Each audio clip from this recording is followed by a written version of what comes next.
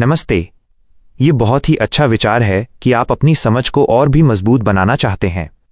मैं आपकी पूरी जानकारी को सबसे सरल हिंदी में समझाऊंगा, जैसे मैं किसी छोटे बच्चे को सिखा रहा हूं, ताकि आपके सभी कॉन्सेप्ट्स, अवधारणाएं एकदम क्रिस्टल क्लियर, स्पष्ट हो जाएं। संविधान में आर्थिक नियोजन, इकोनॉमिक प्लानिंग। प्रश्न और उत्तर का सरल हिंदी में स्पष्टीकरण। सबसे पहले आपने जो जानकारी दी है, हम उसे सरल हिंदी में समझते हैं। आपका मूल प्रश्न था, कॉन्स्टिट्यूशन ऑफ इंडिया भारत के संविधान के तहत इकोनॉमिक प्लानिंग, आर्थिक नियोजन किस सूची का विषय है? ए स्टेट लिस्ट, राज्य सूची, बी यूनियन लिस्ट, संघ सूची, सी कंकरेंट लिस्ट, समवर्ती सूची, या डी किसी सूची में नहीं है? आपका उत्तर था, सही उत्तर ऑन सी है। इकोनॉमिक एंड सोशल प्लानिंग, आर्थिक और सामाजिक नियोजन को कंकरेंट लिस्ट, समवर्ती सूची में, जो कि 7th शेड्यूल 7वीं अनुसूची के तहत है, सूचीबद्ध किया गया है। इसका मतलब है कि ये स्टेट्स गवर्नमेंट्स, राज्य सरकारों, और यूनियन गवर्नमेंट, केंद्र सरकार, दोनों के जॉइंट डोमेन, संयुक्त अधिकार क्षेत्र में आता है। गहराई से हिंदी में समझें। In depth explanation. 1. कॉन्स्टिट्यूशन, संविधान क्या है? भारत की सबसे बड़ी रूल बुक। बच्चों, कॉन्स्टिट्यूशन, संविधान, हमारे देश की सबसे बड़ी और सबसे जरूरी किताब है। इसे आप भारत का रूल बुक, नियमों की किताब मान सकते हैं।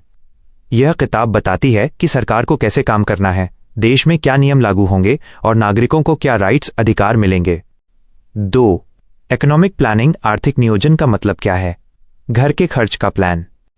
इकोनॉमिक, आर्थिक का मतलब होता है पैसा, व्यापार और तरक्की। प्लानिंग, नियोजन का मतलब होता है सोच समझकर फ्यूचर, भविष्य के लिए प्लान, योजना बनाना। उदाहरण, एग्जाम्पल, मान लीजिए आपके पापा मम्मी घर का बजट बनाते हैं। वे तय करते हैं कि कितना पैसा पढ़ाई पर खर्च होगा, कितना खाना पीना पर और कितना नई साइकिल खरीदने पर। देश के लिए भी सरकार यही प्लानिंग योजना बनाती है। इसी को इकोनॉमिक प्लानिंग कहते हैं। यह देश के विकास के लिए बहुत जरूरी है। 3. 7th शेड्यूल, 7वीं अनुसूची और 3 सूचियां। संविधान में एक विशेष हिस्सा है जिसे 7th शेड्यूल, 7वीं अनुसूची कहते हैं। यह हिस्सा बताता है कि कानून बनाने की शक्ति किस किस के पास है। यह कानून बनाने वाले सभी विषयों को 3 बड़े बक्सों, लिस्ट्स में बांट देता है। बक्सा, लिस्ट, कौन कानून बनाएगा। विषय, सब्जेक्ट, सरल मतलब, सिंपल मीनिंग। यूनियन लिस्ट, संघ सूची, केवल यूनियन गवर्नमेंट, केंद्र सरकार। डिफेंस, रक्षा, जो चीजें पूरे देश के लिए एक जैसी होनी चाहिए, जैसे हमारी आर्मी। स्टेट लिस्ट, राज्य सूची, केवल स्टेट गवर्नमेंट्स, राज्य सरकारें। पुलिस, जो चीजें हर राज्य की अपनी जरूरत के हिसाब से अलग हो सकती हैं। कंकरेंट लिस्ट, समवर्ती सूची, दोनों माइनस यूनियन और स्टेट गवर्नमेंट। इकोनॉमिक प्लानिंग, आर्थिक नियोजन, जो चीजें पूरे देश के लिए जरूरी हैं, लेकिन राज्यों को भी अपने हिसाब से काम करना पड़ता है। 4. कंकरेंट लिस्ट, समवर्ती सूची में इकोनॉमिक प्लानिंग क्यों है? यह सबसे जरूरी हिस्सा है। इकोनॉमिक प्लानिंग को कंकरेंट लिस्ट में रखने का कारण है कि विकास का काम अकेले कोई नहीं कर सकता। यूनियन गवर्नमेंट, केंद्र सरकार, इसे देश के लिए बड़े लक्ष्य, बिग गोल्स तय करने होते हैं, जैसे पूरे भारत में 5G नेटवर्क पहुंचाना।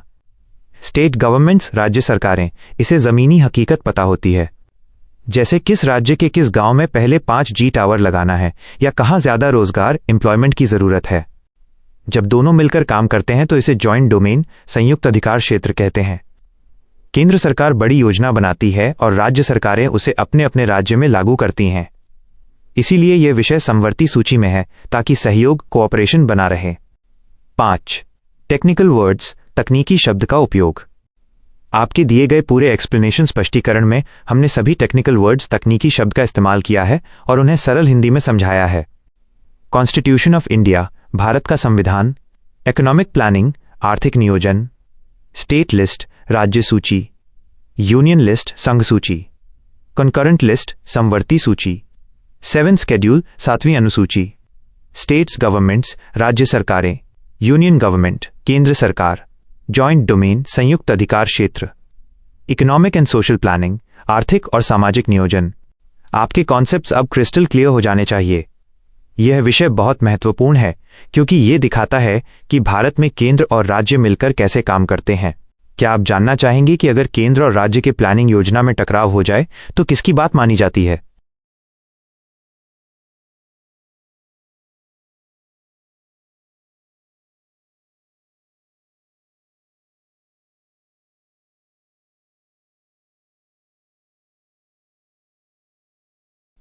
जरूर, मैं आपके लिए development monitoring and evaluation office DMEO की पूरी जानकारी को सरल हिंदी में अनुवाद करता हूं और इसे बच्चों की तरह आसान भाषा में समझाता हूं ताकि आपका कॉन्सेप्ट एकदम स्पष्ट क्रिस्टल क्लियर हो जाए।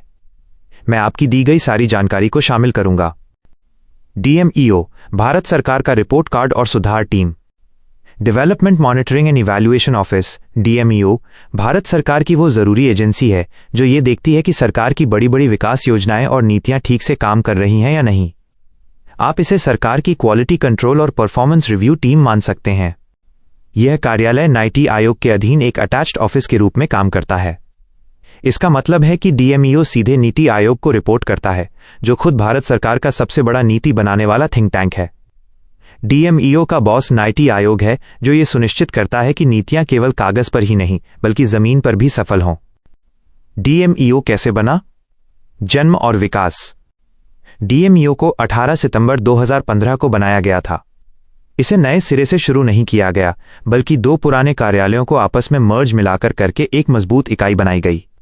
पहले का programme evaluation organisation PEO, 2 independent evaluation office IEO। ये मर्जर इसलिए किया गया ताकि मॉनिटरिंग, जांच और इवैल्यूएशन मूल्यांकन के सभी काम एक जगह आ जाएं और सरकार को बेहतर और तेज फीडबैक मिल सके। DMEO का काम क्या है? सरल भाषा में मैंडेट। DMEO के दो मुख्य काम हैं: मॉनिटरिंग, जांच रखना, और इवैल्यूएशन, नतीजे देखना। एक्टिव मॉनिटरिंग, चलती गाड़ी देखना। मान लीजिए सरकार ने गांव-गांव में स्कूल बनाने का एक प्रोग्राम शुरू किया। मॉनिटरिंग का मतलब है कि DMEO लगातार ये देखता रहेगा कि स्कूल बन रहे हैं या नहीं, बनाने में देरी तो नहीं हो रही, और पैसों का इस्तेमाल सही जगह हो रहा है या नहीं। यह इम्प्लीमेंटेशन, कार्यान्वयन को ट्रैक करता है, यानी काम करने के तरीके को देखता है। 2 इवैल्यूएशन, नतीजे का रिपोर्ट कार्ड। अब मान लीजिए स्कूल बन गए और 3 साल तक चल भी गए। इवैल्यूएशन का मतलब है कि DMEO अब ये देखेगा कि क्या उन स्कूलों से बच्चों की पढ़ाई में सच में सुधार आया, क्या बच्चे अब ज्यादा स्कूल आने लगे। यह जांच स्कोप ऑफ डिलीवरी, कितना अच्छा काम हुआ, और प्रोबेबिलिटी ऑफ सक्सेस, सफलता की संभावना को स्ट्रेंथन, मजबूत करने के लिए जरूरी है। यह पता लगाता है कि नीडेड रिसोर्सेज, आवश्यक संसाधन क्या हैं ताकि भविष्य में इस तरह की योजनाएं और भी सफल हों।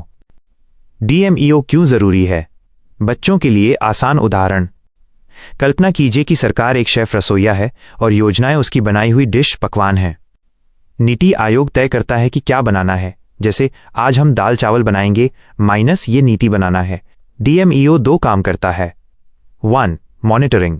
जैसे ही दाल चावल बनना शुरू होता है, DMEO ये देखता है कि चावल ठीक से धोए गए या नहीं, नमक सही मात्रा में डाला गया या नहीं। यह इम्प्लीमेंटेशन चेक करना है। 2 इवैल्यूएशन। जब दाल चावल परोसा जाता है तो DMEO ये देखता है कि क्या लोगों को यह स्वादिष्ट लगा, क्या इसे खाने से उन्हें ताकत मिली। यह इम्पैक्ट चेक करना है। अगर DMEO को पता चलता है कि नमक कम है या दाल कच्ची है, तो वो तुरंत फीडबैक देगा ताकि अगली बार इसे और सक्सेसफुल बनाया जा सके। इस तरह DMEO ये सुनिश्चित करता है कि जनता के पैसे का सही इस्तेमाल हो और सरकार की नीतियां डिलीवरी में सफल हों।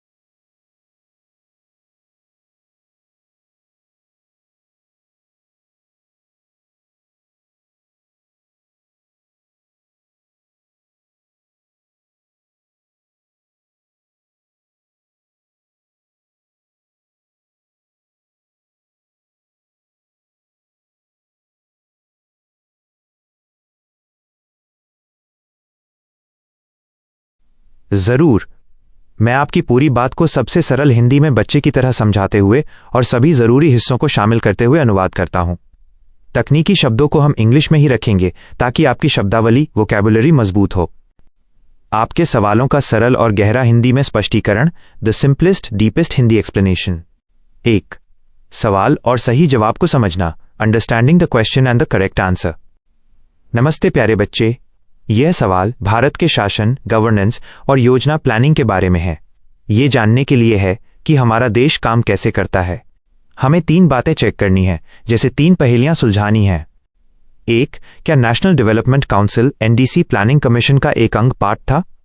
2. क्या इकोनॉमिक एंड सोशल प्लानिंग, पैसों और समाज के लिए योजना बनाना, हमारे संविधान कॉन्स्टिट्यूशन की कंकरेंट लिस्ट साझा सूची में है? 3. क्या संविधान गांव की सरकार, पंचायत को इकोनॉमिक डेवलपमेंट और सोशल जस्टिस के लिए योजना बनाने का काम सौंपने को कहता है? IAS प्री 2013 परीक्षा में इसका जवाब B 2 और 3 ओनली माना गया था। इसका मतलब है कि पहली बात गलत है और बाकी 2 बातें सही हैं। अब हम एक एक करके देखते हैं कि क्यों। 2. कथन 1. NDC प्लानिंग कमीशन का अंग है। Statement 1. NDC is an organ of the planning commission? ये बात गलत है। प्लानिंग कमीशन को आप देश के मुख्य योजना बनाने वाले विशेषज्ञ, चीफ प्लानर्स मान सकते हैं। यह तय करता था कि अगले 5 सालों में देश में क्या क्या काम होगा। 5 year plans. National development council NDC को बॉस की मीटिंग समझिए। इसमें प्रधानमंत्री, प्राइम मिनिस्टर और सभी राज्यों के मुख्यमंत्री, चीफ मिनिस्टर शामिल होते थे।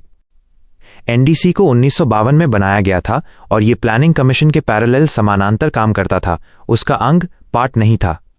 NDC PC की बनाई हुई योजनाओं को फाइनल अप्रूवल, अंतिम मंजूरी देता था, यानी NDC PC से वरिष्ठ, सुपीरियर था, उसका हिस्सा नहीं।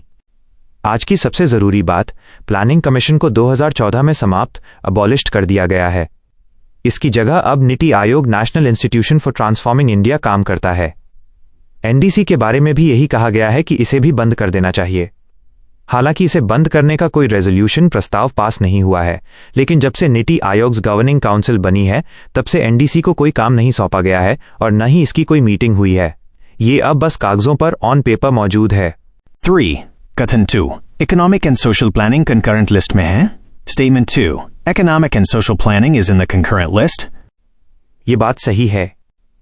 हमारा संविधान, कॉन्स्टिट्यूशन बताता है कि कौन सी सरकार, सेंट्रल या स्टेट, किस विषय पर कानून बनाएगी। इसके लिए 3 सूचियां, 3 लिस्ट्स हैं। यूनियन लिस्ट, इस पर सिर्फ केंद्र सरकार, सेंट्रल गवर्नमेंट कानून बनाती है, जैसे सेना, रेल। स्टेट लिस्ट, इस पर सिर्फ राज्य सरकारें, स्टेट गवर्नमेंट्स कानून बनाती हैं, जैसे पुलिस, खेती। कंकरेंट लिस्ट, यह साझा सूची, शेयर्ड लिस्ट है।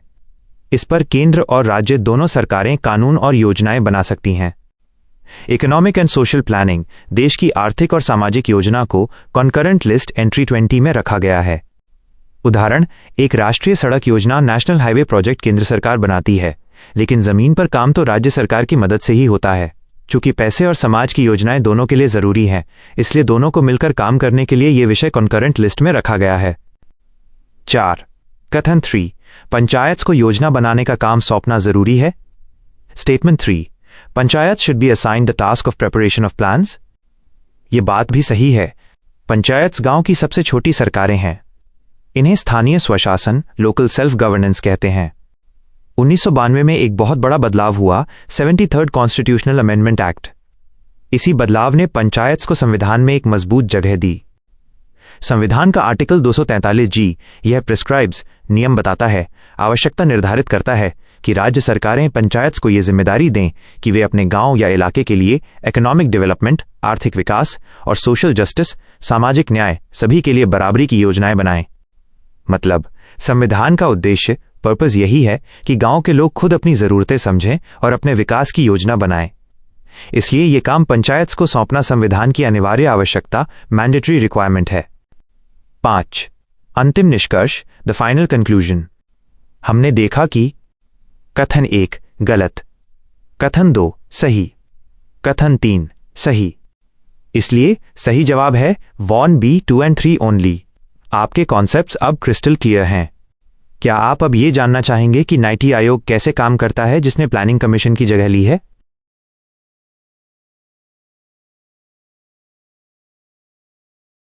जरूर।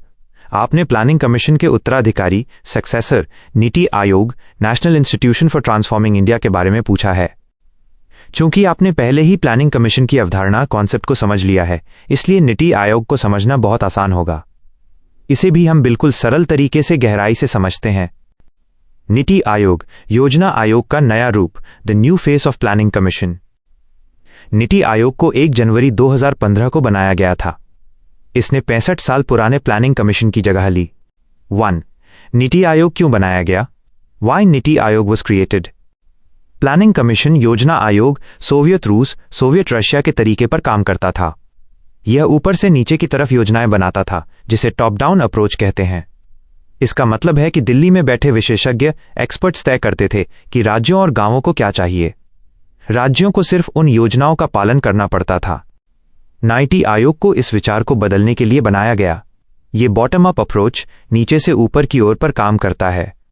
सरल उदाहरण, अगर आपको घर बनाना है तो प्लानिंग कमीशन खुद दिल्ली से आकर घर का नक्शा बनाता था। नीति आयोग कहता है कि घर तो राज्य, स्टेट और नगर पालिका म्यूनिसिपैलिटी चलाएंगे, इसलिए वे अपनी जरूरत बताएं और हम केंद्र सेंटर में बैठकर सिर्फ सलाह, एडवाइस और मदद करेंगे। 2. नीति आयोग का उद्देश्य और प्रकृति, द ऑब्जेक्टिव एंड नेचर। मुख्य बिंदु, की पॉइंट। प्लानिंग कमीशन पुराना तरीका, नीति आयोग नया तरीका। प्रकृति, नेचर। यह देश के लिए पैसा और संसाधन, फंड्स बांटने वाला एक कॉन्स्टिट्यूशनल संवैधानिक निकाय नहीं था, पर इसे सुपर कैबिनेट की तरह बहुत शक्ति मिली हुई थी। ये एक थिंक टैंक है। थिंक टैंक का मतलब है कि यह सिर्फ सलाहकार, एडवाइजरी निकाय है।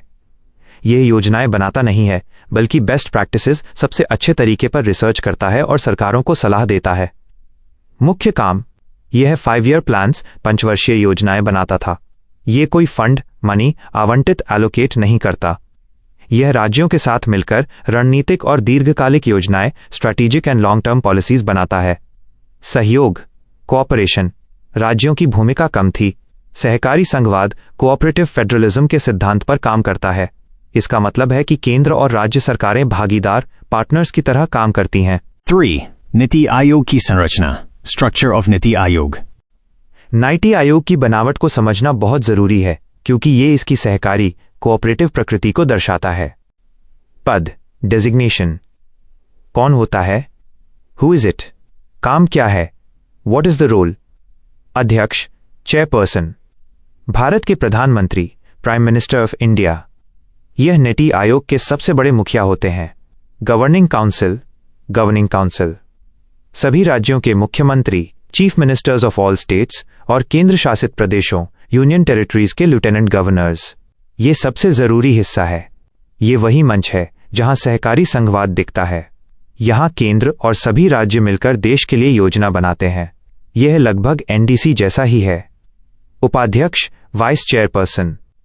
इसकी नियुक्ति प्रधानमंत्री करते हैं। यह नीति आयोग का वास्तविक कार्यकारी प्रमुख, डिफैक्टो चीफ एग्जीक्यूटिव होता है और कैबिनेट मंत्री के पद के बराबर होता है। CEO, chief executive officer. इसकी नियुक्ति भी प्रधानमंत्री करते हैं। यह वाइस चेयरपर्सन के साथ मिलकर नीति आयोग के रोजमर्रा के काम को संभालता है। 4. नीति आयोग के मुख्य कार्य, the main functions. NITI Aayog मुख्य रूप से 2 बड़े काम करता है। 1. ज्ञान और नवाचार केंद्र, नॉलेज एंड इनोवेशन हब। यह रिसर्च करता है, सर्वश्रेष्ठ उदाहरणों, बेस्ट प्रैक्टिसेस को इकट्ठा करता है और राज्यों को बताता है कि वे अपने मुद्दों को सबसे अच्छे तरीके से कैसे हल कर सकते हैं। उदाहरण, अगर किसी राज्य ने पानी बचाने का कोई बहुत अच्छा तरीका खोजा है तो नीति आयोग उस तरीके को दूसरे राज्यों तक पहुंचाएगा। 2. Team India hub. यह गवर्निंग काउंसिल के जरिए केंद्र और राज्यों के बीच तालमेल, कोऑर्डिनेशन बनाता है। यह सुनिश्चित करता है कि केंद्र की योजनाएं राज्यों की जरूरतों के हिसाब से बनाई जाएं। निष्कर्ष। संक्षेप में, प्लानिंग कमीशन एक आदेश देने वाली संस्था, कमांडिंग बॉडी थी जो पैसा बांटती थी, जबकि नीति आयोग एक सलाह देने वाली संस्था, एडवाइजरी बॉडी व थिंक टैंक है जो सहयोग और ज्ञान पर जोर देती है। यह अब पैसा नहीं बल्कि विचार, आइडियाज और रणनीति, स्ट्रैटेजी बांटता है। क्या आप अब नीति आयोग द्वारा तैयार की गई कुछ मुख्य रणनीतियों, स्ट्रैटेजीज के बारे में जानना चाहेंगे, जैसे कि 3 ईयर एक्शन एजेंडा या 15 ईयर विजन डॉक्यूमेंट?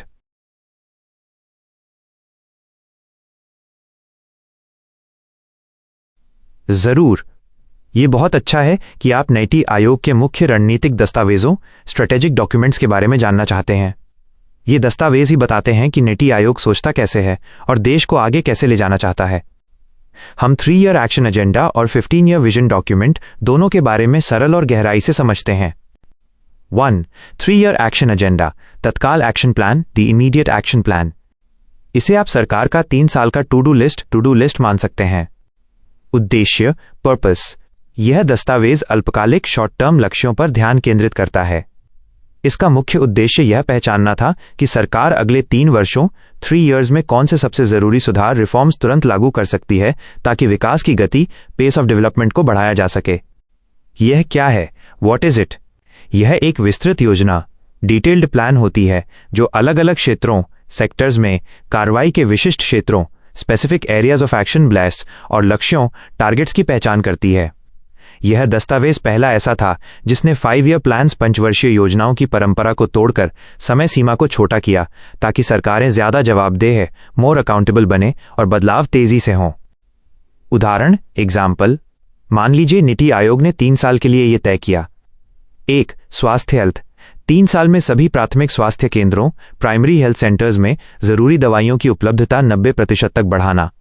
2. अर्थव्यवस्था, इकोनॉमी, डिजिटल पेमेंट्स को देश भर में 50% तक बढ़ाना। 3. शिक्षा, एजुकेशन, 3 साल के भीतर सभी बच्चों के लिए बुनियादी साक्षरता, फाउंडेशनल लिटरेसी और संख्या ज्ञान, न्यूमरेसी के स्तर में 10% सुधार लाना। यह एक फोकस और समयबद्ध, टाइम बाउंड योजना है। 2. 15-year vision document, देश का सपना, the country's dream। यह दस्तावेज एक दूर का सपना है। यह बताता है कि हम 2030-32 तक भारत को कहां देखना चाहते हैं। उद्देश्य, पर्पस, यह दस्तावेज दीर्घकालिक, लॉन्ग टर्म सोच प्रदान करता है। इसका मुख्य उद्देश्य यह निर्धारित करना है कि भारत को एक महान और विकसित राष्ट्र, ग्रेट एंड डेवलप्ड नेशन बनने के लिए अगले 15 वर्षों में किस दिशा, डायरेक्शन में जाना चाहिए। यह क्या है? What is it? यह एक बड़ा फ्रेमवर्क, बिग फ्रेमवर्क है जो सिर्फ आर्थिक विकास, इकोनॉमिक ग्रोथ की बात नहीं करता, बल्कि सामाजिक समावेशन, सोशल इंक्लूजन, पर्यावरण की सुरक्षा, एनवायरमेंटल सस्टेनेबिलिटी और शासन, गवर्नेंस में बड़े बदलावों की कल्पना करता है। यह सुनिश्चित करता है कि सरकारें छोटी छोटी समस्याओं में न उलझें, बल्कि हमेशा बड़े लक्ष्य, मैक्रो गोल्स को याद रखें।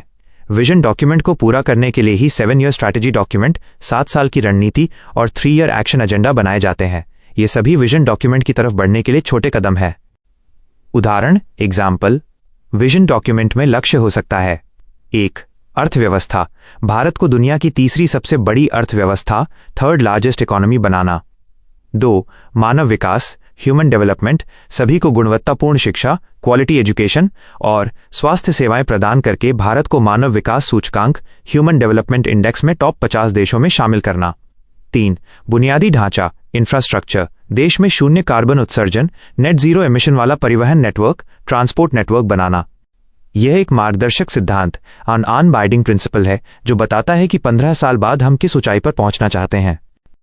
3. दोनों के बीच संबंध, the relationship between the two. आप इन दोनों दस्तावेजों को एक बड़ी यात्रा के रूप में सोच सकते हैं। 15-year विजन डॉक्यूमेंट आपका अंतिम गंतव्य, फाइनल डेस्टिनेशन है, जैसे मुझे हिमालय की चोटी तक पहुंचना है। 3-year एक्शन एजेंडा आपके छोटे पड़ाव, स्मॉल स्टॉप्स हैं, जैसे पहले 3 साल में मैं अपनी फिटनेस बढ़ाऊंगा, नए जूते खरीदूंगा और आधार शिविर तक पहुंचने का रास्ता समझूंगा। नीति आयोग इन दोनों के माध्यम से सामंजस्य, सिनर्जी और निरंतरता, कॉन्टिन्यूटी सुनिश्चित करता है ताकि सरकारें केवल आज की नहीं बल्कि आने वाले कल की भी योजना बना सकें। यह दृष्टिकोण सहकारी संघवाद, कोऑपरेटिव फेडरलिज्म को मजबूत करता है क्योंकि ये सभी योजनाएं राज्यों के साथ परामर्श, कंसल्टेशन करके बनाई जाती हैं।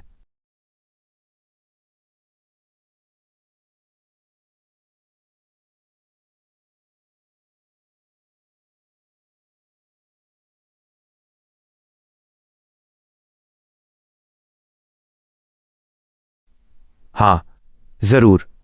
मैं आपको ये सारी जानकारी सबसे सरल हिंदी में समझाऊंगा, जैसे मैं किसी छोटे बच्चे को कहानी सुना रहा हूं। हम एक भी चीज नहीं छोड़ेंगे और आपके सारे कॉन्सेप्ट्स, सिद्धांत, विचार एकदम साफ, क्रिस्टल क्लियर हो जाएंगे। हम आपकी पूरी बात को 3 मुख्य हिस्सों, पार्ट्स में बांटेंगे। 1. पुराना सवाल और उसके जवाबों का गहरा मतलब, deep meaning of the old question and options.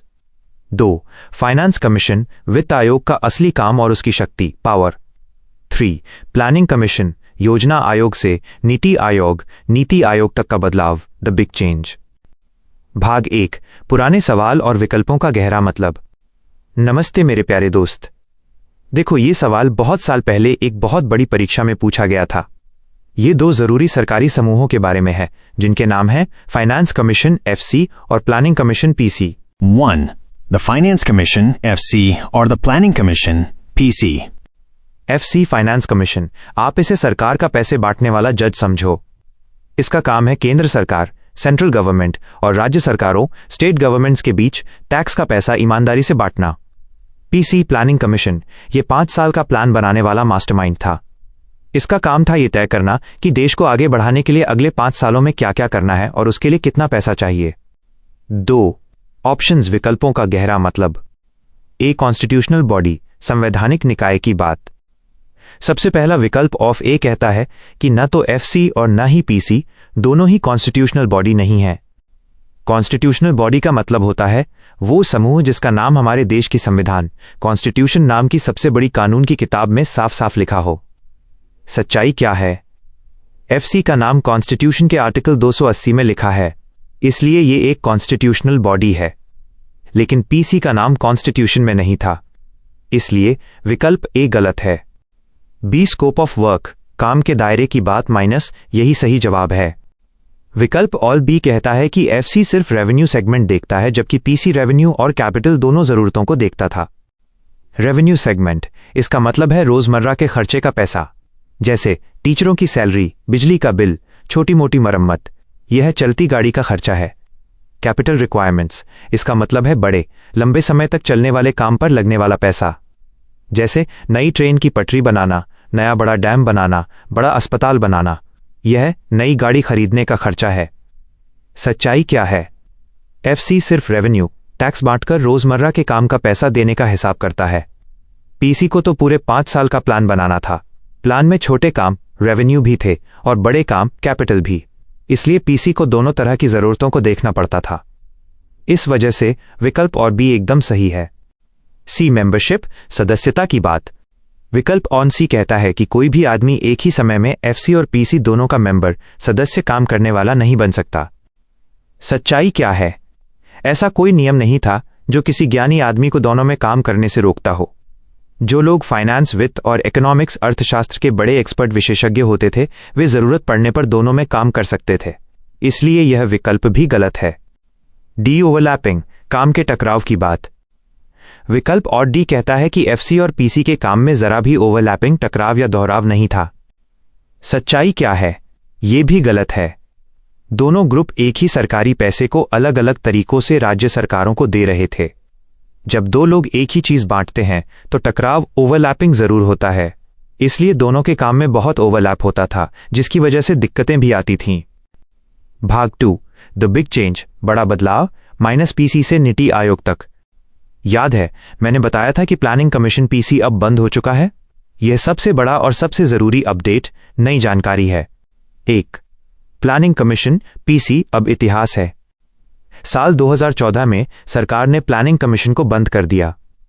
इसकी जगह पर साल 2015 में एक नया ग्रुप बनाया गया जिसका नाम है नीति आयोग। नीति आयोग का मतलब है national institution for transforming India, Bharat को बदलने के लिए राष्ट्रीय संस्थान। 2. PC पुराना तरीका और नीति आयोग नया तरीका में फर्क। पहले PC के समय यह टॉप डाउन मॉडल, ऊपर से नीचे का मॉडल था। इसका मतलब है केंद्र सरकार ऊपर दिल्ली में बैठकर प्लान बनाती थी और आदेश देती थी कि राज्यों नीचे को क्या करना है। राज्यों की ज्यादा सुनी नहीं जाती थी। पावर शक्ति, PC के पास प्लान बनाने की और उस प्लान के लिए पैसा देने की भी शक्ति, पावर टू एलोकेट फंड्स थी।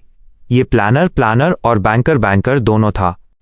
अब नीति आयोग के समय ये बॉटम अप मॉडल, नीचे से ऊपर का मॉडल है। इसका मतलब है नीति आयोग सबसे पहले राज्यों नीचे से पूछता है आपको क्या चाहिए, आपकी सबसे बड़ी समस्या क्या है, फिर उनके साथ मिलकर पार्टनरशिप, साझेदारी में प्लान बनाता है। यह कोऑपरेटिव फेडरलिज्म, सहकारी संघवाद को बढ़ावा देता है, यानी केंद्र और राज्य दोस्त बनकर काम करते हैं। पावर शक्ति, नीति आयोग सिर्फ एक थिंक टैंक, सोच विचार करने वाला समूह है। ये सिर्फ सलाह देता है और प्लान बनाता है, लेकिन इसके पास पैसा देने की पावर टू एलोकेट फंड्स नहीं है। पैसा देने का काम अब मिनिस्ट्री ऑफ फाइनेंस, वित्त मंत्रालय और फाइनेंस कमीशन करते हैं। ये सिर्फ प्लानर और एडवाइजर, सलाहकार है, बैंकर नहीं है। इस तरह हमने आपकी हर एक लाइन और हर एक बात को एकदम सरल भाषा में उदाहरणों के साथ और ताज़े अपडेटेड फैक्ट्स के साथ समझा है। अब आपको इन समूहों के बीच का फर्क एकदम साफ हो गया होगा। नेक्स्ट स्टेप फॉर यू, क्या आप अब फाइनेंस कमीशन एफसी के बारे में और ज्यादा जानना चाहेंगे, जो आज भी काम कर रहा है और जिसका मुख्य काम फॉर्मूला सूत्र बनाना है?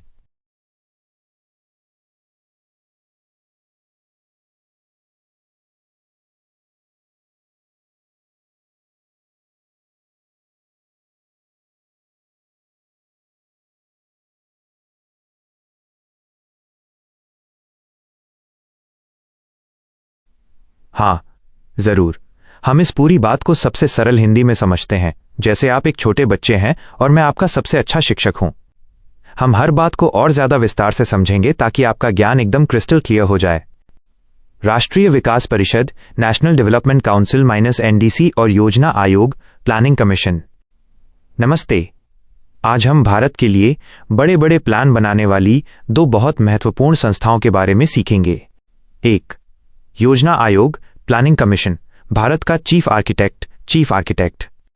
स्थापना, सेटिंग अप, योजना आयोग को 1950 में बनाया गया था। आप इसे भारत का मुख्य प्लानर, चीफ प्लानर या चीफ आर्किटेक्ट समझ सकते हैं। काम क्या था? मेन जॉब, इसका मुख्य काम पंचवर्षीय योजनाएं, 5 ईयर प्लान्स बनाना था। उदाहरण, कल्पना कीजिए कि देश एक बहुत बड़ा घर है।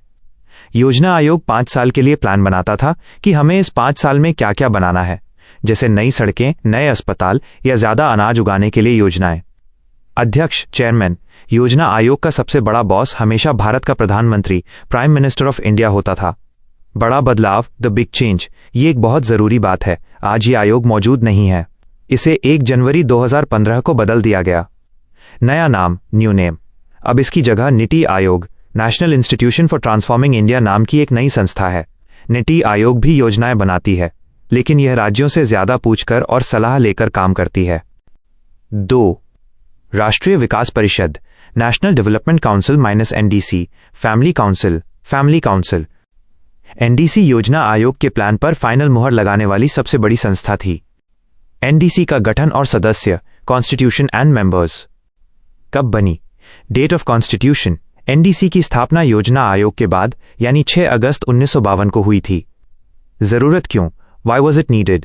जब योजना आयोग ने प्लान बनाना शुरू किया तो महसूस हुआ कि राज्यों, स्टेट्स को भी प्लान पर अपनी सहमति देनी चाहिए। अगर सभी राज्य हां नहीं कहेंगे तो पूरे देश में योजना लागू कैसे होगी? अध्यक्ष, चेयरमैन, NDC का अध्यक्ष भी भारत का प्रधानमंत्री, प्राइम मिनिस्टर ऑफ इंडिया होता है। सदस्य, द मेंबर्स, यह एक बहुत बड़ी मीटिंग होती थी। इसमें कौन कौन शामिल होता था? प्रधानमंत्री, प्राइम मिनिस्टर, सभी राज्यों के मुख्यमंत्री, चीफ मिनिस्टर्स, पूरे देश के राज्यों के बॉस, सभी कैबिनेट मंत्री, कैबिनेट मिनिस्टर्स। नीति आयोग, पहले प्लानिंग कमीशन के सदस्य। सरल उदाहरण, NDC पूरे देश की एक फैमिली काउंसिल थी, जहां घर का मुखिया PM और सभी राज्यों के मुखिया CMS बैठकर फैसला लेते थे। NDC का मुख्य काम, main concern, most important job. आपके दिए गए सवालों क्वेश्चन 7 और 9 का उत्तर इसी में छिपा है। NDC का मुख्य काम पंचवर्षीय योजनाओं, 5 ईयर प्लान्स का अनुमोदन, अप्रूवल करना था। प्रक्रिया, प्रोसेस। 1, ड्राफ्ट, योजना आयोग एक कच्चा प्लान बनाता था। 2, फाइनल अप्रूवल, यह कच्चा प्लान NDC के पास जाता था।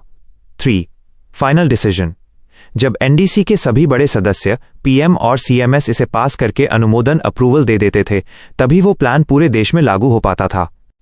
NDC की वर्तमान स्थिति, करंट स्टेटस, क्योंकि अब पंचवर्षीय योजनाएं 5 ईयर प्लान्स नहीं बनती हैं, इसलिए NDC का वो मुख्य काम अब ऐतिहासिक, हिस्टोरिकल हो गया है। NDC आज भी मौजूद है, लेकिन अब ये डेवलपमेंट प्रोजेक्ट्स या योजनाओं को अप्रूव करने के लिए कम और अन्य बड़े नेशनल इश्यूज पर चर्चा करने के लिए ज्यादा महत्वपूर्ण है। 3, बाकी जानकारी जो आपने दी थी, अदर डिटेल्स, परीक्षाओं के नाम, एग्जाम नेम्स। आपके टेक्स्ट में जो UPPCS, BPSC जैसे नाम हैं, वे भारत में होने वाली बड़ी सरकारी नौकरियों की परीक्षाओं के नाम हैं। यह बताते हैं कि ये सवाल कितने जरूरी हैं। Answer B, see the explanation, यह आपकी किताब का निर्देश है कि इस सवाल का जवाब और B है, और इसका कारण आगे बताया गया है जो हमने आपको विस्तार से समझा दिया है। टेलीग्राम लिंक, वो ज्वाइन वाला लिंक केवल एक विज्ञापन है और हमारे पढ़ाई से जुड़ा कोई जरूरी टेक्निकल फैक्ट नहीं है। अब आपके सारे कॉन्सेप्ट्स एकदम क्रिस्टल क्लियर हो गए होंगे। क्या आप अब ये जानना चाहेंगे कि पहली पंचवर्षीय योजना फर्स्ट 5 ईयर प्लान में किस चीज पर जोर दिया गया था?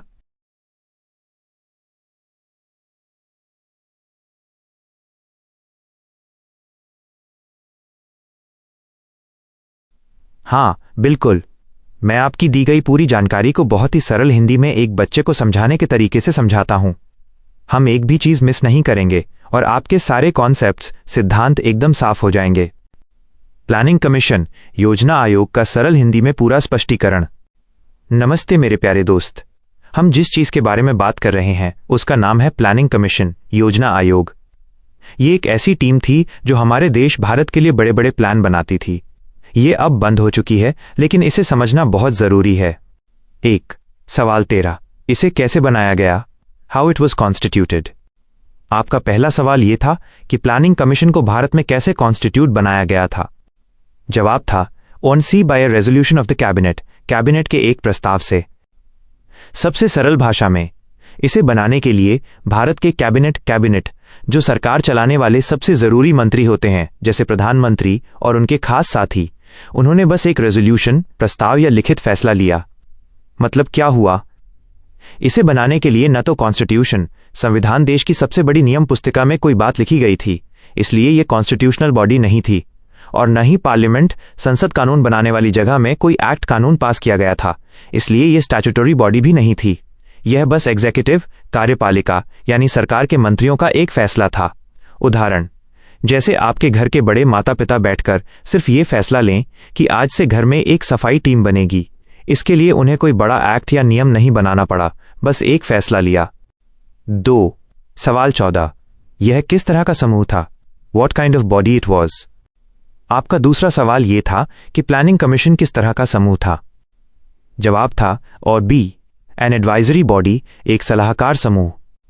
सबसे सरल भाषा में एडवाइजरी का मतलब होता है सलाह देना। इस कमीशन का मुख्य काम सरकार को सलाह देना था कि देश को आगे बढ़ाने के लिए अगले 5 सालों में क्या क्या करना चाहिए। ये 5 ईयर प्लान्स, पंचवर्षीय योजनाएं बनाते थे। पावर का चक्कर। हालांकि इसका नाम सिर्फ सलाहकार था, लेकिन यह असल में बहुत पावरफुल, ताकतवर बन गया था। क्यों? क्योंकि यही कमीशन तय करता था कि देश के अलग अलग राज्यों, स्टेट्स को और सरकारी विभागों को उनके प्रोजेक्ट्स, योजनाओं के लिए फंड्स, पैसा कितना मिलेगा। उदाहरण, अगर एक राज्य ने कोई बहुत अच्छा प्लान बनाया लेकिन प्लानिंग कमीशन ने पैसा नहीं दिया तो वो प्लान पूरा नहीं हो सकता था। पैसे पर कंट्रोल, नियंत्रण होने के कारण सब लोग इसे सुपर कैबिनेट कहने लगे थे, भले ही ये ऑफिशियली, आधिकारिक तौर पर सिर्फ एक एडवाइजरी बॉडी थी। 3. सबसे जरूरी अपडेट अब क्या है? The current update. पुरानी टीम का जाना। ये प्लानिंग कमीशन 2014 में बंद, डिसॉल्व कर दी गई। नई टीम का आना। इसकी जगह 1 जनवरी 2015 को एक नया समूह बनाया गया जिसका नाम है NITI Aayog, national institution for transforming India. कैसे बनी नीति आयोग? ये भी ठीक प्लानिंग कमीशन की तरह कैबिनेट रेजोल्यूशन, कैबिनेट प्रस्ताव से ही बनाई गई है। ये भी कॉन्स्टिट्यूशनल या स्टैट्यूटरी बॉडी नहीं है। बड़ा बदलाव, नीति आयोग अब सरकार का थिंक टैंक, विचारक समूह है। इसका काम है स्ट्रैटेजी, रणनीति और पॉलिसी, नीति के बारे में एडवाइस, सलाह देना। सबसे बड़ा फर्क यह है कि नीति आयोग अब राज्यों को फंड्स, पैसा एलोकेट, बांटना नहीं करती है। सहयोग की भावना। प्लानिंग कमीशन में सब फैसले ऊपर से नीचे आते थे, टॉप डाउन, यानी दिल्ली में फैसला होता था।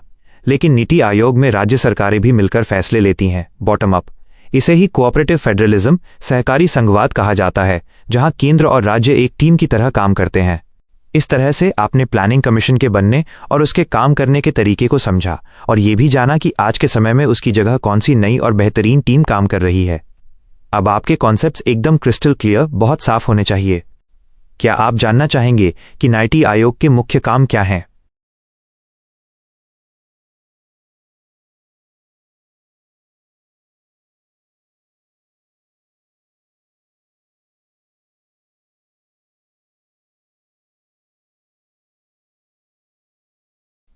नमस्ते, मैं आपकी टीचर हूं और आज हम प्लानिंग कमीशन, योजना आयोग और नीति आयोग के बारे में सब कुछ सीखेंगे, बिल्कुल सरल हिंदी में, जैसे कोई छोटा बच्चा सीखता है।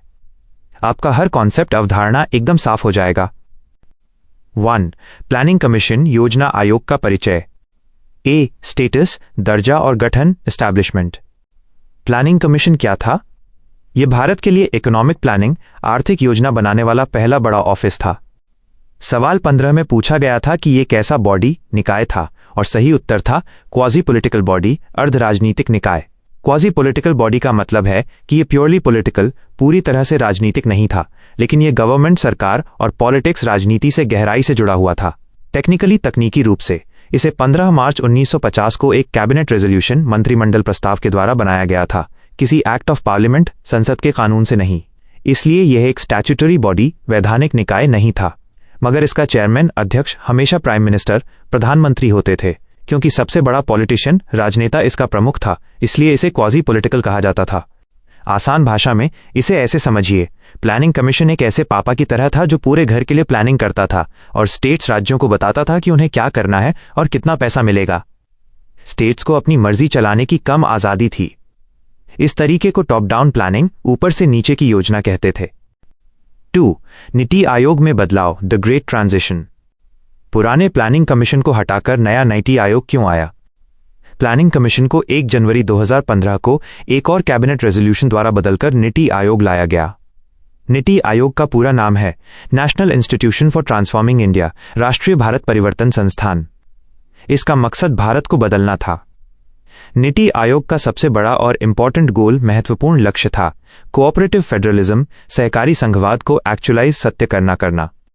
कोऑपरेटिव फेडरलिज्म, सहकारी संघवाद क्या है? इसका मतलब है कि सेंट्रल गवर्नमेंट, केंद्र सरकार और स्टेट गवर्नमेंट्स, राज्य सरकारें अब टीम की तरह मिलकर काम करेंगी। नीति आयोग ने टॉप डाउन प्लानिंग को खत्म करके बॉटम अप प्लानिंग, नीचे से ऊपर की योजना को शुरू किया, जहां स्टेट्स की आवाज सबसे जरूरी है। इसका एक और मकसद भारत में गुड गवर्नेंस, सुशासन को मजबूत करके देश को एक मजबूत नेशन स्टेट, राष्ट्र राज्य बनाना है। 3. नीति आयोग काम करने का तरीका। यह हिस्सा सवाल 16 को गहराई से समझाता है, जिसमें पूछा गया था कि नीति आयोग के बारे में क्या इनकरेक्ट, गलत है। ए. लीडरशिप स्ट्रक्चर, नेतृत्व संरचना। सवाल 16 में जो इनकरेक्ट बात थी वो ये थी कि it has a full time chairman, इसका एक पूर्णकालिक अध्यक्ष होता है। फैक्ट, तथ्य ये है कि ये फुल टाइम नहीं होता।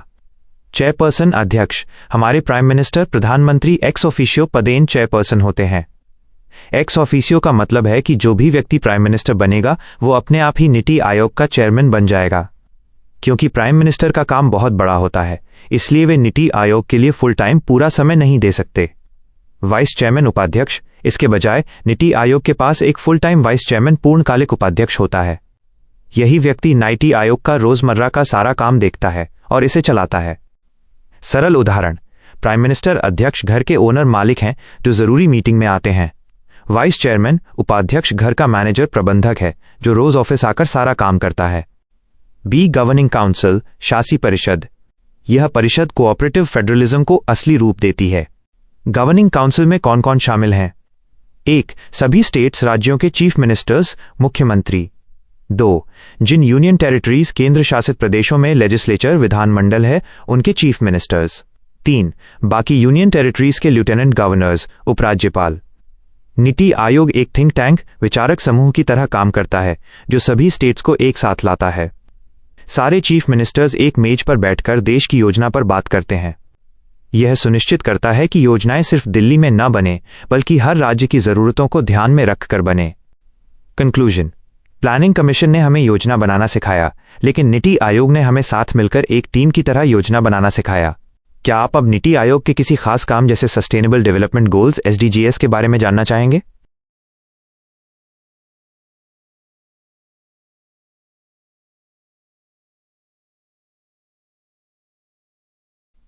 नमस्ते, मुझे आपकी मदद करके बहुत खुशी हो रही है। मैं आपको ये सारी जानकारी सबसे सरल हिंदी में समझाऊंगा, जैसे आप एक छोटे बच्चे हों, ताकि आपका हर कॉन्सेप्ट, विचार एकदम क्रिस्टल क्लियर, शीशे की तरह साफ हो जाए। हम आपके दिए गए पूरे पाठ को धीरे धीरे, विस्तार से और क्रमबद्ध तरीके से समझेंगे। 1. मूल प्रश्न और उत्तर की सरल व्याख्या। आपका मूल प्रश्न ये था, 21.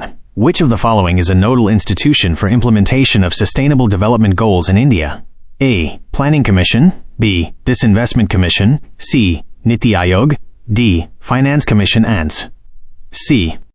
सरल हिंदी में, बेटा, यह प्रश्न पूछ रहा है कि भारत में सस्टेनेबल डेवलपमेंट गोल्स, SDGs को इम्प्लीमेंट, लागू करने का मेन बॉस, मुख्य अधिकारी या नोडल इंस्टीट्यूशन, नोडल संस्था कौन है? सही उत्तर है NITI Aayog. Nodal institution, nodal संस्था। कल्पना करो कि एक बड़ा हवाई अड्डा है। नीति आयोग उस कंट्रोल टावर, नियंत्रण टावर जैसा है। वो खुद हवाई जहाज नहीं उड़ाता, लेकिन वह सभी जहाज़ों, अलग अलग सरकारी योजनाओं को गाइड करता है, उन्हें सही रास्ता दिखाता है और सुनिश्चित करता है कि वे अपने लक्ष्य SDGs तक सुरक्षित पहुंचें। यह मेन कोऑर्डिनेटर, मुख्य समन्वयक होता है। 2. सस्टेनेबल डेवलपमेंट गोल्स SDGs क्या हैं? यह जानना बहुत ज़रूरी है कि SDGs क्या हैं। सरल हिंदी में, सस्टेनेबल डेवलपमेंट गोल्स SDGs को हिंदी में सतत विकास लक्ष्य कहते हैं। SDGs पूरी दुनिया के लिए एक ग्लोबल टू डू लिस्ट, वैश्विक काम की सूची है। इस सूची में 17 बड़े लक्ष्य हैं जिन्हें साल 2030 तक पूरा करना है। ये लक्ष्य क्यों बनाए गए? ताकि हमारी अर्थ, धरती और हम सब लोग हेल्थी, स्वस्थ और हैप्पी, खुश रहें।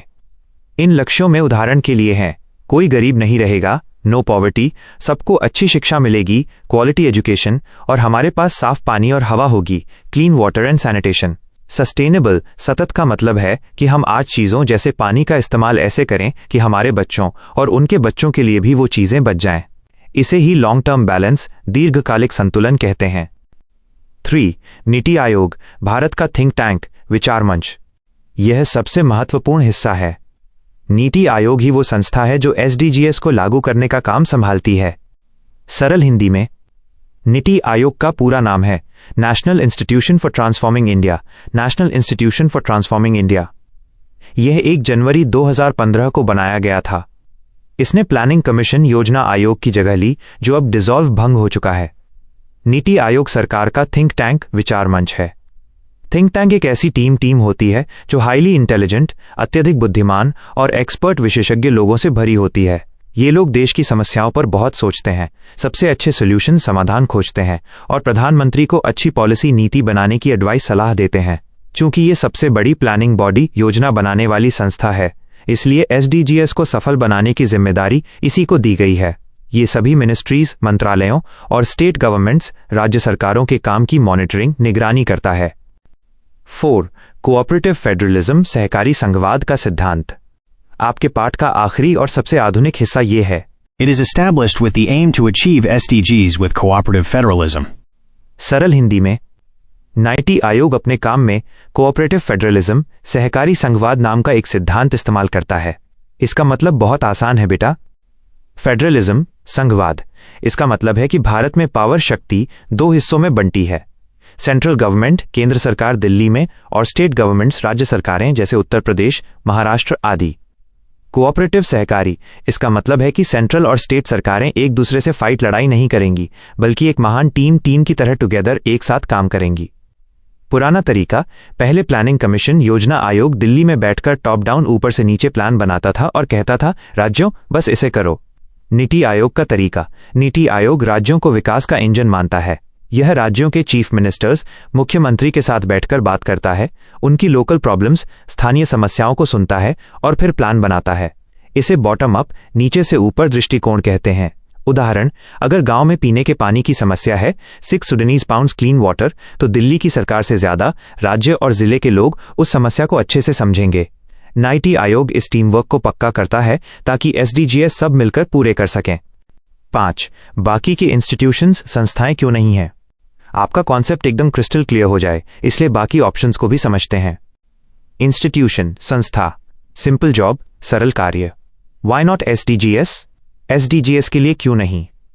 ए. प्लानिंग कमीशन, योजना आयोग, ये अब नो लॉन्गर एग्जिस्ट्स, अब मौजूद नहीं है। इसे डिसॉल्व, भंग करके नीति आयोग बनाया गया है। बी. डिसइन्वेस्टमेंट कमीशन, विनिवेश आयोग, इसका काम था सरकार को सलाह देना कि कब और कैसे अपनी कंपनियों के शेयर्स, हिस्से बेचे। इसका काम सिर्फ मनी मैटर्स, पैसे के मामलों से जुड़ा है, सोशल गोल्स, सामाजिक लक्ष्यों से नहीं। डी. फाइनेंस कमीशन, वित्त आयोग, इसका काम सिर्फ यह तय करना है कि केंद्र सरकार और राज्य सरकारों के बीच टैक्सेस, कर का मनी, पैसा कैसे बांटा जाएगा। ये भी केवल मनी डिस्ट्रीब्यूशन, पैसा बांटने का काम करता है, प्लानिंग, योजना बनाने का नहीं। इस तरह नीति आयोग ही वो एकमात्र नोडल इंस्टीट्यूशन है जिसका काम SDGs जैसे बड़े और लॉन्ग टर्म, दीर्घकालिक लक्ष्यों के लिए प्लानिंग, योजना बनाना और कोऑर्डिनेशन, समन्वय करना है। ये बहुत ही सरल सवाल है। मैं आपको समझाता हूं कि नोडल एजेंसी और नोडल इंस्टीट्यूशन, नोडल संस्था क्या होते हैं। ये दोनों शब्द लगभग एक ही चीज को बताते हैं, एक मुख्य केंद्र बिंदु। 1. नोडल एजेंसी इंस्टीट्यूशन का मतलब। नोडल शब्द नोड से आया है। नोड का मतलब होता है केंद्रीय बिंदु या गांठ। सरल हिंदी में परिभाषा, नोडल एजेंसी या इंस्टीट्यूशन वो मुख्य संस्था, विभाग या संगठन होता है जिसे किसी खास काम, योजना या लक्ष्य की इम्प्लीमेंटेशन, कार्यान्वयन, कोऑर्डिनेशन, समन्वय और मॉनिटरिंग, निगरानी की पूरी जिम्मेदारी दी जाती है। उदाहरण के रूप में एक शहर, कल्पना कीजिए कि शहर में एक बड़ा निर्माण कार्य चल रहा है, जैसे नई मेट्रो लाइन बनाना। इस पूरी परियोजना के लिए एक नोडल एजेंसी तय की जाएगी। नोडल एजेंसी का काम क्या होगा? यह सुनिश्चित करना कि रेलवे विभाग, यातायात पुलिस, बिजली विभाग और नगर निगम सब मिलकर काम करें, समय पर करें और कोई गलती ना हो। यह नोडल एजेंसी मुख्य समन्वयक, मेन कोऑर्डिनेटर है। सबको इससे ही रिपोर्ट देनी होती है और यहीं से निर्देश मिलते हैं। 2. मुख्य कार्य और भूमिका, role and function. Nodal agency institution के मुख्य काम 3 बातों पर केंद्रित होते हैं। कार्य, फंक्शन। सरल मतलब, सिंपल मीनिंग। कोऑर्डिनेशन, समन्वय। टीम वर्क सुनिश्चित करना, ये देखना कि अलग अलग सरकारी विभाग, मिनिस्ट्रीज, डिपार्टमेंट्स एक दूसरे के साथ बिना किसी टकराव के मिलकर काम करें। 2. मॉनिटरिंग, निगरानी, चेकिंग का काम। यह ट्रैक करना कि योजना या लक्ष्य पर कितना काम हुआ है, काम सही क्वालिटी, गुणवत्ता का है या नहीं, और समय पर ऑन टाइम पूरा हो रहा है या नहीं। 3. इम्प्लीमेंटेशन, कार्यान्वयन, एग्जीक्यूशन, निष्पादन का काम। ये सुनिश्चित करना कि योजना केवल कागजों पर न रहे बल्कि जमीन पर लागू हो सके। 3. एजेंसी और इंस्टीट्यूशन में अंतर। तकनीकी रूप से एजेंसी और इंस्टीट्यूशन में कोई बड़ा अंतर नहीं होता, खासकर सरकारी संदर्भ में। एजेंसी यह आमतौर पर एक एग्जीक्यूटिव बॉडी, कार्यकारी निकाय होता है जिसका मुख्य काम सर्विस डिलीवरी, सेवा वितरण या पॉलिसी एनफोर्समेंट, नीति लागू करना होता है। उदाहरण, national highways authority of India NHAI एक एजेंसी है जिसका मुख्य काम राजमार्गों का निर्माण और रखरखाव है। इंस्टीट्यूशन, संस्था, ये थोड़ा वाइडर टर्म, व्यापक शब्द है जो प्लानिंग, योजना बनाने, रिसर्च, अनुसंधान या पॉलिसी एडवाइस, नीति सलाह देने पर अधिक केंद्रित हो सकता है। ये एक एजेंसी से बड़ा ढांचा हो सकता है। उदाहरण, नीति आयोग एक इंस्टीट्यूशन है जिसका मुख्य काम लॉन्ग टर्म प्लानिंग, दीर्घकालिक योजना बनाना और एडवाइजरी सलाहकार का है, जैसा आपने पहले सीखा। लेकिन जब किसी विशेष लक्ष्य के लिए नोडल शब्द का प्रयोग होता है तो दोनों का अर्थ मेन कोऑर्डिनेटिंग बॉडी ही होता है, जिसे आप मुख्य केंद्र बिंदु कह सकते हैं। तो नीति आयोग को सस्टेनेबल डेवलपमेंट गोल्स SDGs के लिए नोडल इंस्टीट्यूशन कहा जाता है, क्योंकि ये प्लानिंग और कोऑर्डिनेशन का सबसे बड़ा केंद्र है। क्या आप जानना चाहेंगे कि नीति आयोग कौन कौन से SDG इंडिकेटर्स, SDG संकेतक का उपयोग करके राज्यों की प्रगति को मापता है?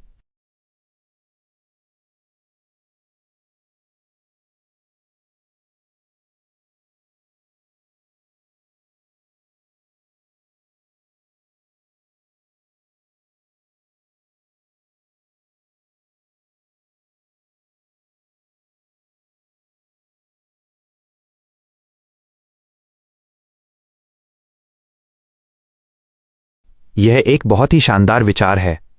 मैं आपको हर बात बहुत ही सरल हिंदी में समझाऊंगा, जैसे आप एक छोटे बच्चे हैं और मैं आपका सबसे अच्छा दोस्त और शिक्षक हूं। हम हर बात को क्रिस्टल क्लियर करेंगे। प्रश्न और विकल्प को समझना। सबसे पहले हम आपके मूल प्रश्न को देखते हैं। प्रश्न, इनमें से कौन से प्लानिंग, योजना बनाने से जुड़े थे?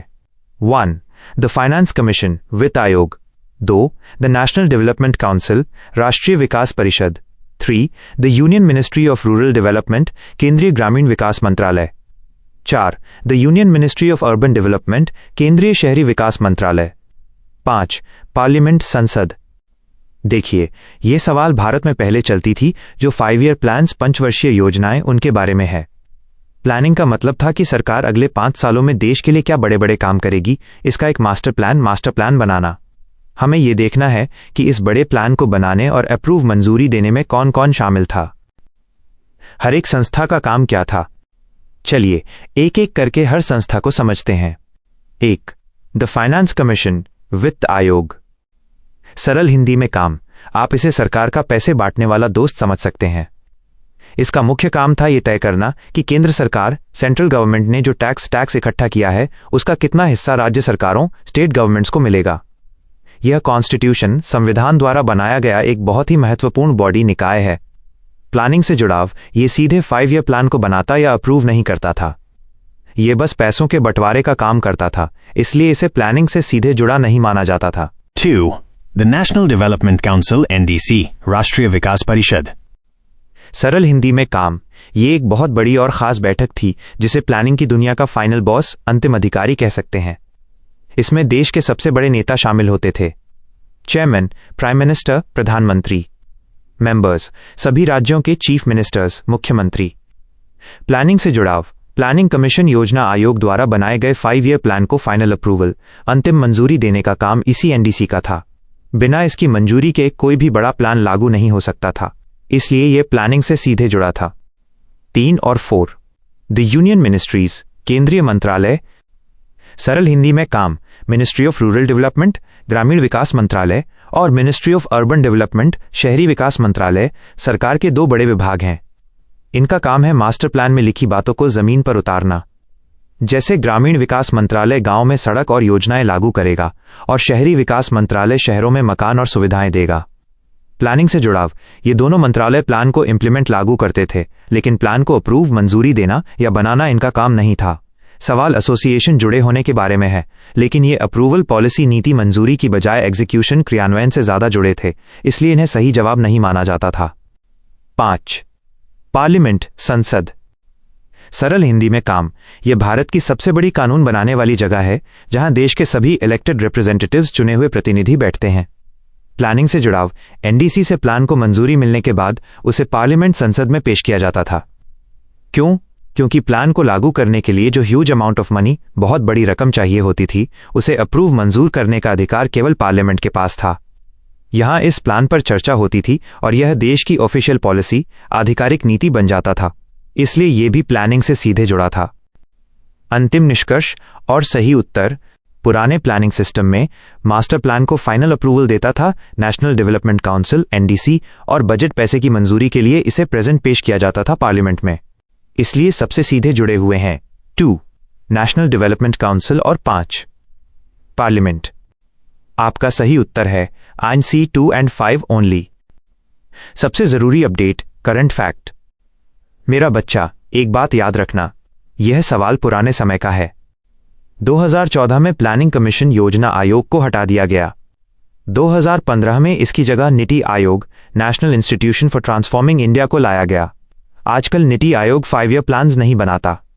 यह सरकार के लिए थिंक टैंक, विचारशाला के रूप में काम करता है और बस पॉलिसी, नीति बनाने और सलाह देने का काम करता है। तो अब भारत में प्लानिंग का तरीका पूरी तरह से बदल गया है। क्या आप अब यह सीखना चाहेंगे कि प्लानिंग कमीशन और नीति आयोग में क्या बड़ा अंतर है? यह आपके ज्ञान को सुपर स्ट्रांग बना देगा।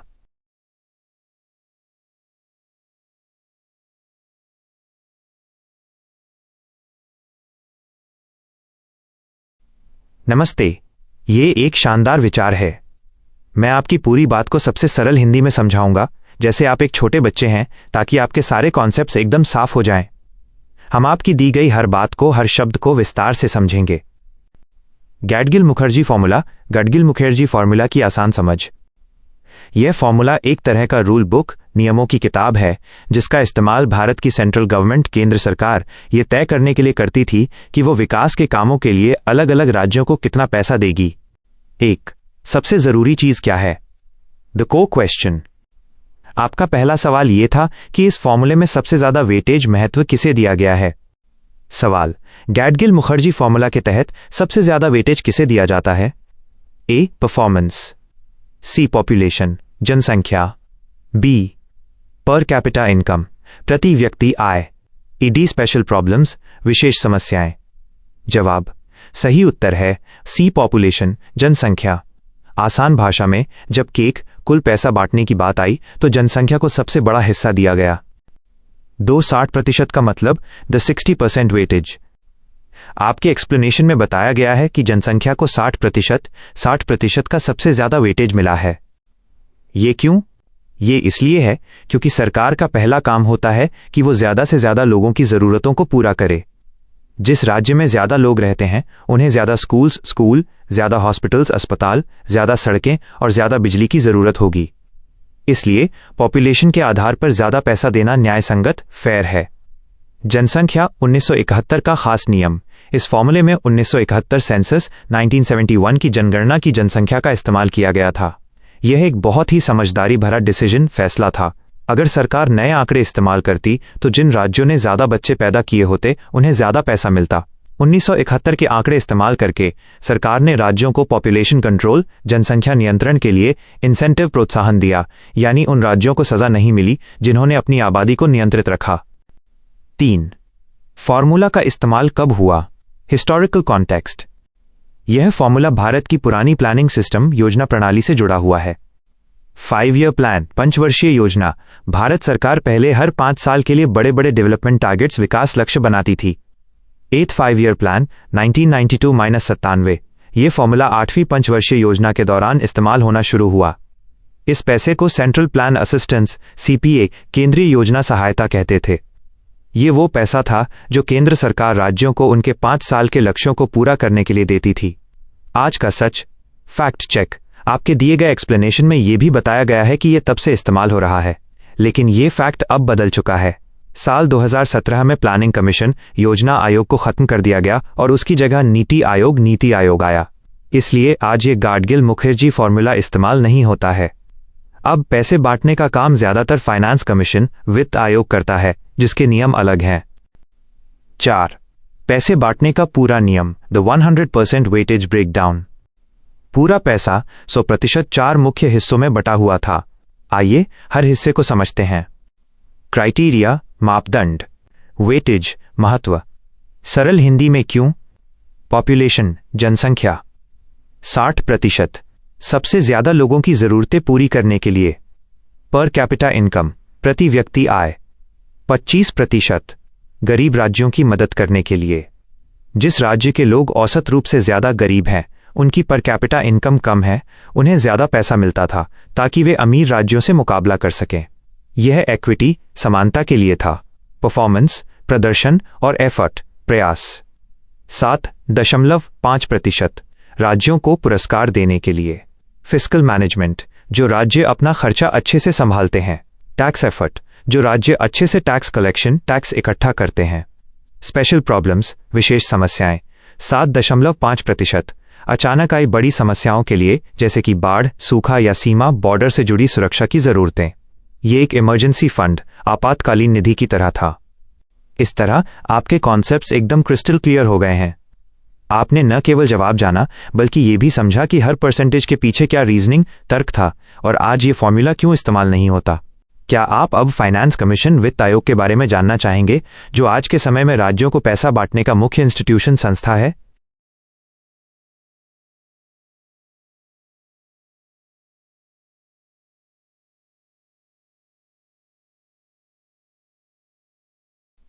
हाँ, यह एक शानदार विचार है।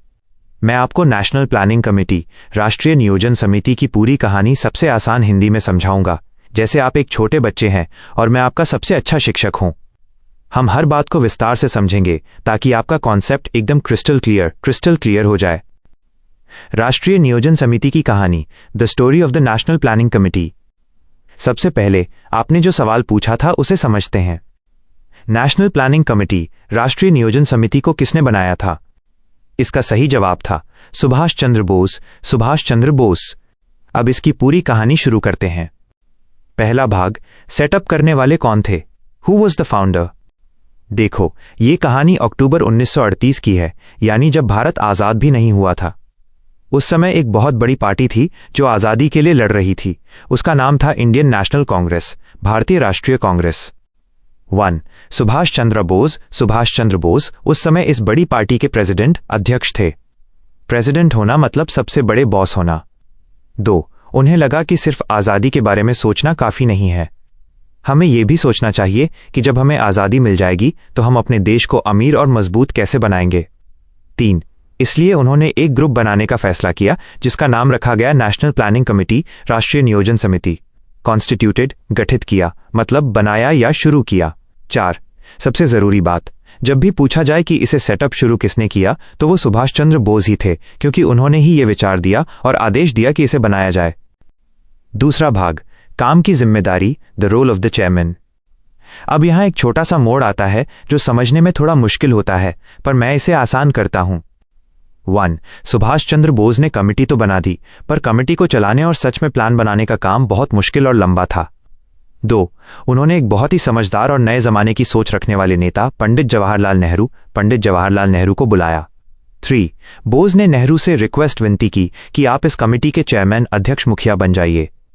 चेयरमैन वो होता है जो रोज का काम देखता है, मीटिंग करता है और काम को आगे बढ़ाता है। 4. आसान उदाहरण, जैसे आपके स्कूल में प्रिंसिपल होते हैं जो स्कूल शुरू करवाते हैं, फाउंडर सुभाष बोस, लेकिन क्लास मॉनिटर होते हैं जो क्लास में पढ़ाई और काम देखते हैं, चेयरमैन जवाहरलाल नेहरू। 5. इसलिए नेहरू जी ने चेयरमैन बनकर देश को अमीर बनाने के लिए बड़ी बड़ी फैक्ट्रियां, इंडस्ट्री और खेती, एग्रीकल्चर सुधारने के बारे में डिटेल्ड प्लान, विस्तृत योजना बनाने का काम संभाला। तीसरा भाग, यह इतना जरूरी क्यों है? Why is it so important? ये कमेटी भारतीय इतिहास में बहुत जरूरी है क्योंकि 1. ये पहली बार था जब भारतीय नेताओं ने कहा, हम सिर्फ आज़ादी के लिए नहीं बल्कि आज़ाद भारत को डेवलप्ड, विकसित बनाने के लिए भी लड़ेंगे। ये बहुत आगे की सोच थी। 2. लेगेसी, विरासत। इसी कमेटी के आइडिया विचार पर आगे चलकर आज़ाद भारत में प्लानिंग कमीशन योजना आयोग बनाया गया, जिसने 5 ईयर प्लान्स, पंचवर्षीय योजनाएं बनाई। 3. आज भी भारत में जो नीति आयोग नाम की बड़ी संस्था है, जो अब प्लानिंग कमीशन की जगह काम करती है, वह भी उसी प्लान्ड इकोनॉमी, नियोजित अर्थव्यवस्था के विचार पर चलती है जो 1938 में सुभाष चंद्र बोस और जवाहरलाल नेहरू ने शुरू किया था। आपका कॉन्सेप्ट अब क्रिस्टल क्लियर हो गया होगा। सुभाष चंद्र बोस ने इसे सेटअप किया और पंडित जवाहरलाल नेहरू इसके चेयरमैन बने।